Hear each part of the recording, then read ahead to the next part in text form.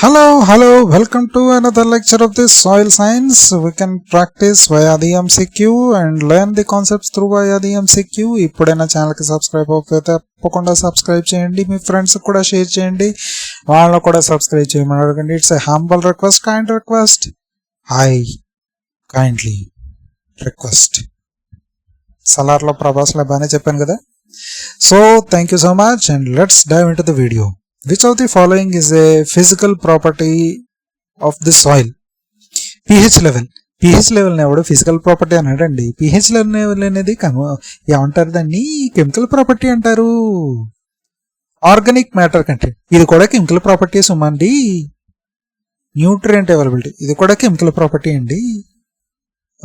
Soil texture అనేది మాత్రం chemical property కాదు బ్రదర్, ఎందుకంటే అది ఫిజికల్ ప్రాపర్టీలోకి వస్తుంది.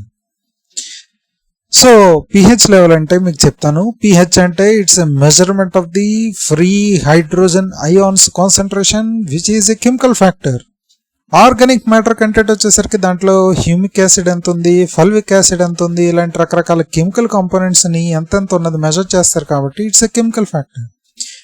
న్యూట్రియంట్ అవైలబిలిటీలో వచ్చేసరికి దాంట్లో కూడా మీకు అయాన్స్ మెజర్మెంట్ అనేది జరుగుతూ ఉంటుంది. Sodium ion, potassium ion, nitrogen కాదు వేరే అమ్మోనియం అయాన్, ఇటువంటివన్నీ మెజర్మెంట్ జరుగుతూ ఉంటాయి. So it is also a chemical one. Soil texture మాత్రం మీ చేత్తో పట్టుకుని చెప్పేస్తారు, అర్రే గరుగ్గా ఉంది, అర్రే పొడిగా ఉంది, అర్రే ముద్దగా ఉంది.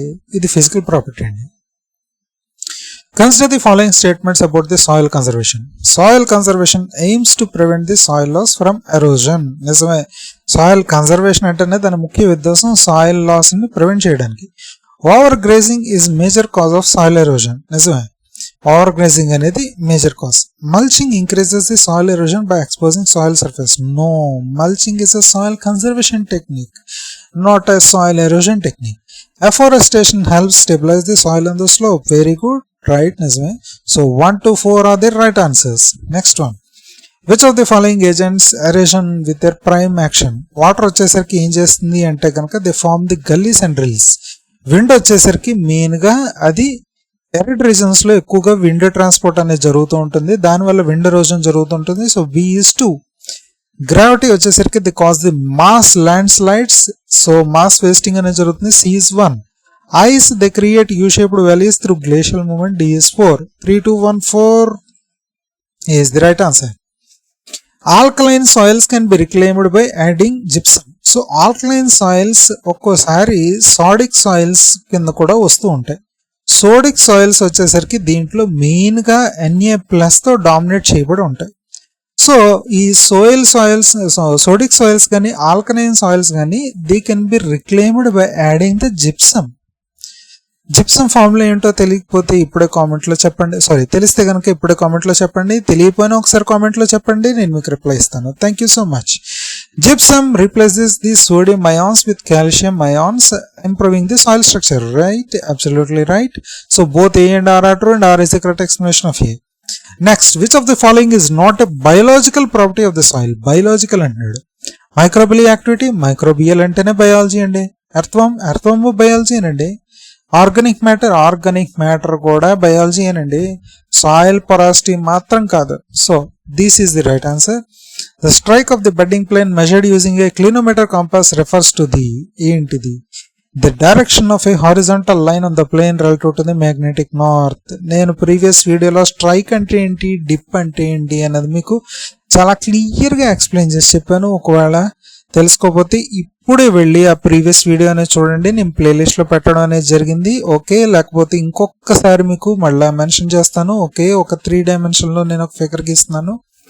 దీంట్లో మీరు ఓజస్ గంభీర ఎలా నుంచుని ఉన్నాడు, మీరు ఓజస్ గంభీర లాగా మీరు, కాకపోతే చేతిలో గన్ను ఉండదు, మామూలుగా అలా నుంచుని ఉంటారు అంతే.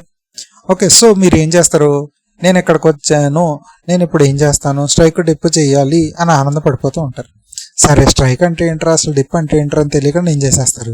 సో మీరు ఏం చేస్తారంటే మీ కన్సూప్ మేరలోని ఈ లైన్ ఉంది కదా, ఈ లైన్ అంపట ఓ హారిజాంటల్ ప్లేన్ రన్ అవుతోంది అని ఊహించుకుంటారు. ఒక హారిజాంటల్ ప్లేన్ రన్ అవుతోంది అని ఊహించుకుంటారు. ఓకే, సో ఇప్పుడు ఏం చేస్తారు, మీ కంపాస్ పట్టుకుంటారు. మీ కంపాస్ పట్టుకుని అబ్జర్వ్ చేసింది ఏంటంటే ఈ హారిజాంటల్ ప్లేన్ ఈ బెడ్డింగ్ ప్లేన్ ఇంటర్సెక్షన్ ఉంది చూడండి, ఆ ఇంటర్సెక్షన్ లైన్నే మీరు స్ట్రైక్ లైన్ అంటారు. ఓకే, ఆ ఇంటర్సెక్షన్ లైన్నే మీరు స్ట్రైక్ లైన్ అంటారు. ఇప్పుడు మిమ్మల్ని పైనుంచి గీస్తాను. ఇప్పుడు ఎదిరిపోద్ది మిమ్మల్ని పైనుంచి మిమ్మల్ని మీరు చూసుకున్నప్పుడు చాలా అద్భుతంగా, అయ్యి బాబాయ్ నేను ఎంత అందంగా ఉంటానా పైనుంచి చూసినప్పుడు అని అనిపిస్తుంది. ఓకే, ఈ డాట్ అనేది మీరే చాలా అందంగా ఉన్నారు కదా. ఓకే, సో ఇప్పుడు ఏంటి, మన కిందకి స్ట్రైక్ లైన్ అనేది వచ్చింది. స్ట్రైక్ లైన్ ఎలా ఉంది, ఇది మన స్ట్రైక్ లైన్ అంటే. ఓకే, సో నార్త్ డైరెక్షన్ ఇది గీద్దాం. North, with reference to north ఈ స్ట్రైక్ లైన్ అనేది 90 degreesలో ఉంది. Okay, so north 90 degrees strike line అని అంటారు. సో ఈ విధంగా మీరు మెజర్ చేస్తారు relative to magnetic north. Dip అంటే మరి డిప్ వచ్చేసరికి ఏంటి అంటే కనుక ఈ హారిజాంటల్ ప్లేన్ గ్రీన్ ఉంది చూడండి, దాన్ని ఈ బెడ్డింగ్ ప్లేన్ ఉంది చూడండి, దీనికి మధ్యన ఉన్న యాంగిల్ని డిప్ యాంగిల్ అంటారు. ఈ డిప్ యాంగిల్ సపోజ్ 30 degrees వచ్చింది అనుకోండి, ఏం చేస్తారంటే చిన్న లైన్ గీసి 30 degrees అని అంటారు. మరి స్ట్రైక్ లైన్ ఇలా ఉంది కదా, దానికి ఇలా పెట్టి గీస్తారు. సో ఈ స్ట్రైక్ లైన్ అనేది నార్త్ 90 degrees అండి, ఈ డిప్ యాంగిల్ మాత్రం 30 degrees అండి, ఎందుకంటే బెడ్ 30 degrees స్లోప్లో ఉందండి అని అంటారు. సో ఇక్కడ మనల్ని ఏం అడిగాడు వాడు, the strike of a bedding plane measured using clinometer compass refers to the absolutely direction of a horizontal line. ఇదిగోండి ఈ హారిజాంటల్ లైన్ యొక్క direction on the plane relative to the magnetic north. Magnetic north తో పోలిస్తే గనక ఈ మొత్తం bed plane మీద ఈ స్ట్రైక్ లైన్ అనేది హారిజాంటల్ లైన్ ఏ డైరెక్షన్ లో ఉంది, అదే మన స్ట్రైక్ అంటే. Okay, so B is the right answer. Next one, consider the following statements about the forest soils.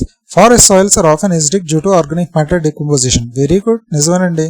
Organic matter decompose అవుతున్నప్పుడు ఎసిడిక్ బిహేవియర్ ఉంటుంది.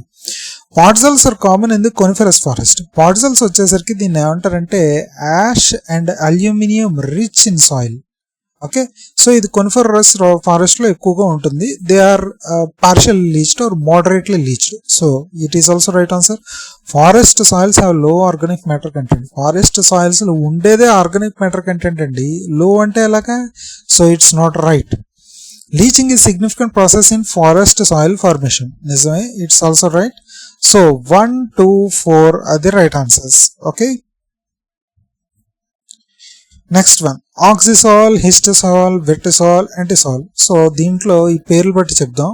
ఆక్సిసాల్, ఆక్సి అంటే ఆక్సిడేషన్ అయిపోయింది ఆల్రెడీ. ఆక్సిడేషన్ అయిపోయి ఉన్నదాన్ని మామూలుగా వచ్చేసరికి చెప్పాలంటే కొంచెం లీచ్ అయ్యి ఉంది, leached and oxidised. Okay, so that represents the oxisol. Histosol వచ్చేసరికి, హిస్టో అంటే హిస్టాలజీ, మనకు వచ్చేసరికి మెయిన్గా ఏంటంటే it's study of tissue culture అని అంటారు కదా. టిష్యూస్ అంటే ఏంటి, ఆర్గానిక్ మ్యాటర్ కదా. సో ఆ విధంగా హిస్టోస్ అంటే ఇక్కడ ఆర్గానిక్ మ్యాటర్తో లింక్ ఉంటుంది. So the soil which contains the organic matter called as the histosol. Next vertisol. Vertisol వచ్చేసరికి లాటిన్ వర్డ్ వెట్టి అంటే టు టర్న్ అని అర్థం. టర్న్ అంటే ఇక్కడ ఏంటంటే ష్రింక్ లేకపోతే ఎక్స్పాండ్ అయిపోతూ ఉంటాయి స్మెక్టైట్ అనే మినరల్ వల్ల.